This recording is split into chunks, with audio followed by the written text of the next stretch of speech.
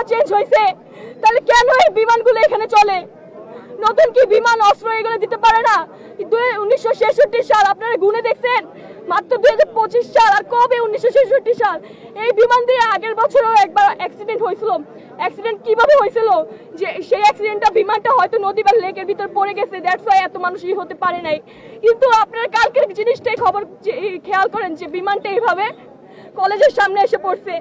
বাচ্চাদের, যেখানে বাচ্চারা ক্লাস করতো 2, 3, 7 এর বাচ্চারা, তাদের বয়স 9 বছর ছিল, 10 বছর ছিল। কে জানতো যে তারা সারা জীবনের জন্য চলে যাবে? আপনারা বলতে পারবেন কে জানতো তারা সারা জীবনের জন্য চলে যাবে?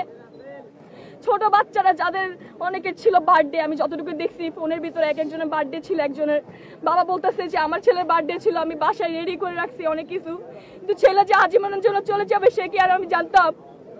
তাদের মা কান্না করতে করতে আসছে, ছেলের দেহ পাইতেছে না, মেয়ের দেহ খুঁজে পাচ্ছে না। বলতে পারেন কেন খুঁজে পাচ্ছে না? মানুষ এখান থেকে খুলে হাত বলেন, পা বলেন, মজক বলেন, এক এক জায়গায় ছিটে গেছে। কিভাবে দেহ খুঁজে পাবেন বলতে পারবেন আমাকে? বাবা মা অনেকে তো অনেকে লাশই খুঁজে পায়নি, অনেকে তার আইডি কার্ড নিয়ে